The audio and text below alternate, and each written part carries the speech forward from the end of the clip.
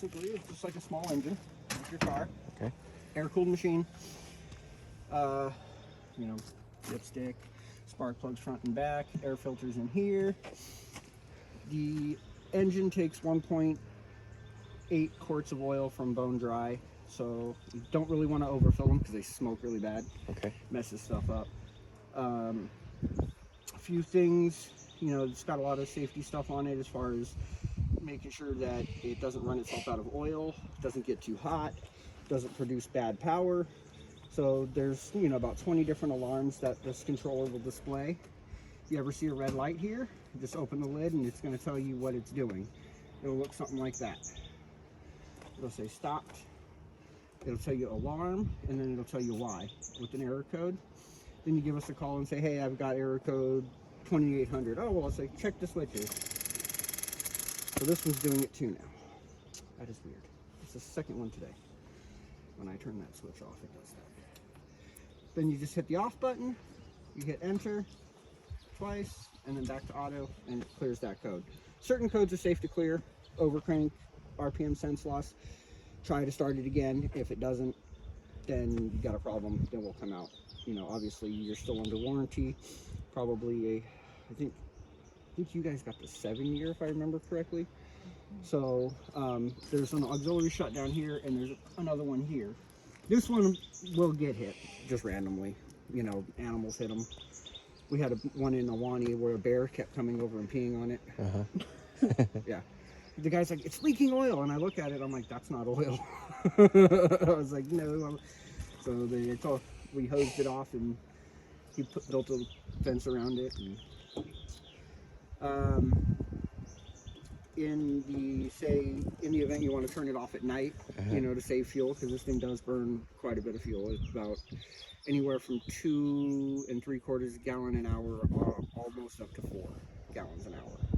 So it gets, you know, expensive if you're running it and, you know, you don't need to. So when you want to turn it off, first thing you'll do is you'll turn the breaker off. You'll let it cool down for about a minute, and then you press the red button. She'll come up, turn off. In the morning, you want to turn it back on. You just come out and hit the auto button. It'll have a startup delay. It'll start it up, and then it'll say warming up. Wait about a minute, and then turn the main breaker back on. That's the proper way to do it. Now, obviously, if you have to get out of here in a hurry, there's a fire or something's happening, you just hit that switch and just go. It's not the right way to do it, but it will shut the machine down. 2 keys on either side, which we'll give you tomorrow with your packet. They're all the same for all the generators. So, I mean, we have keys. So, like, if you're out of town and we got to service it, then we can just do it without, you know, any issues. First service on this guy is at 25 run hours. And how you check that is you come to the controller, you hit escape. You will use the up and down arrows to come to submenus. And you'll scroll over to maintenance. And you hit enter. Go over to run hours, enter, and that displays the run hours. Because this number here at the beginning throws people off. This is just the number of hours that it has been activated for. So they activated it yesterday. Okay. So yeah, that throws people off all the time. I had a guy who's like, I have got 10,000 some odd run hours. No, you don't. I promise that. So the other one is the alarm and run log that you would want to get to, and that's also in submenus under history, alarm log, run log. So that stores the last 50 occurred alarms or runs, and that'll tell you when, the date, the time, and the corresponding code with the error or when it ran. So like if it runs, it'll tell you like auto utility loss or exercise, something like that. It's just a good reminder. If the generator is running and this green light out here is flashing, that means it's powering the house. If it's running and the green light's solid, it's usually just exercising and it's not powering the house. Now, if it's running and it's not powering the house, I'll show you over at the transfer switch what you got to do there. Do you have any questions? No. That's a lot. Are we gonna have to be maintained? We do maintenance. The first, the one at 25 hours is free because you guys bought it from us and had us install it. So we do that complimentary. At 25 hours, it gets a valve adjustment because it's in the break-in period, an oil change, and we just make sure everything's good, make sure it's producing power as it should.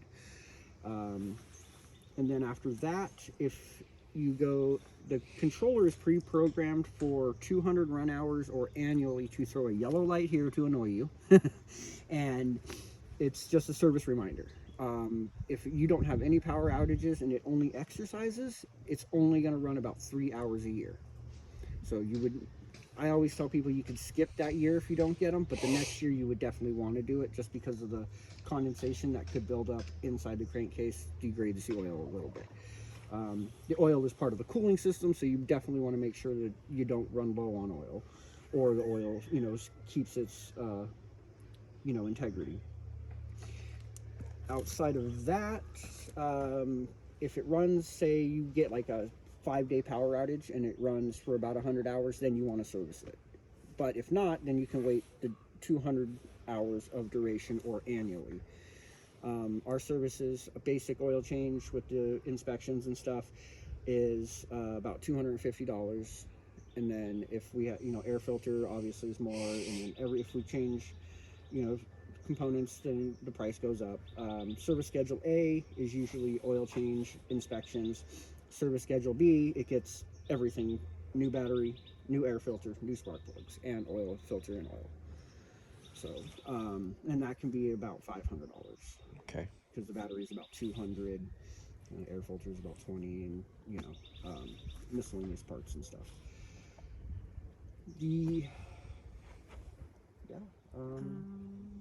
So will we be putting oil in it? If it runs for a long time, it can burn up to a ½ an ounce of oil in a consistent 24-hour period of running, but not all of them do it. It's, you know, kind of like your engine, your car engine. Sometimes it will burn oil, sometimes it doesn't. Sometimes it you know, a lot of times what happens is because of the breather here on the back, it ends up in the air cleaner, and you'll have a little bit of oil buildup in the bottom there. But, I mean, I've seen them. I had one that ran for 11 days straight until it ran out of propane, and the oil had filled up all the way into this, and it stopped the engine from running. So, you know, a lot of times when you open it up, you'll see, because the breather is right here where it would come in at, you'll see a little stripe of oil. Okay. And that's a sign that, okay, there's oil in there, and you're going to need oil in here. What kind of oil do we use? 5W30 full synthetic. Right now it's just a conventional in there. If you're at the bottom dot, it's a full quart to top. If you're somewhere in between, I always tell people just go a little by little by little. I mean, you can overfill them a little bit. It's not super crucial, but if you put like a quart in it, it's going to look like the thing's on fire. It's just going to spit it out the exhaust, and the exhaust is just going to be like a complete like chimney. I thought we had a customer called up, and he's like, my engine is smoking so bad, I just put oil in it. I'm like, okay. I get up there, and it had 3.5 quarts of oil in it. Oh. Yeah. Okay. It was in fish camp, and it was like mid-July. Big time fire season about 4 years ago, and I thought Cal Fire was going to show up. That's how bad it was smoking. Wow. Yeah. I mean, we couldn't even see the generator from like right there. It was that bad. Then that creates issues, fouling out spark plugs, messing up the valves, and all that stuff. So we try to avoid that. So outside of that, So if I wanted to turn it off, I hit this off and then I push that down. first you turn the breaker off because you don't want to start them and stop them under load. Okay. It's bad for the alternator. Okay. So I hit that That and then breaker that. first, Okay. and then in the inverse, starting it back up. Okay. So it stays off until the electricity goes out? Yep. Okay. And it'll exercise 2 times a month. Let's see what the exercise set, and we can change the exercise date and time to whatever you guys like. It just comes pre-programmed from the factory randomly. So at 2:43 Thursdays every other week. So this Thursday will be its first one, and then it'll happen every other week. Okay. And then I can change that to whatever time you guys want. Normally, they don't ever put them in the morning, you know, to wake people up. It's usually afternoon times. Okay. But it's all just kind of random.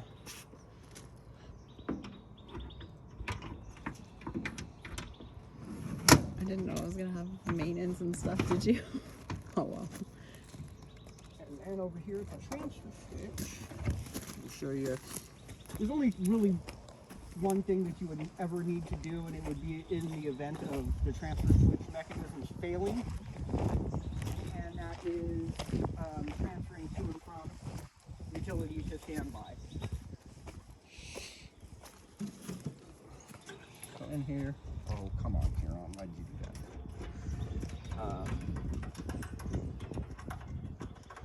So it should have a main breaker. So if you turn this off, that's going to start the generator. You turn the breaker off here, it's going to start the generator. Either way, so if you ever do need to power down the house, just go hit the red button first, and then you can turn it off so the generator doesn't start.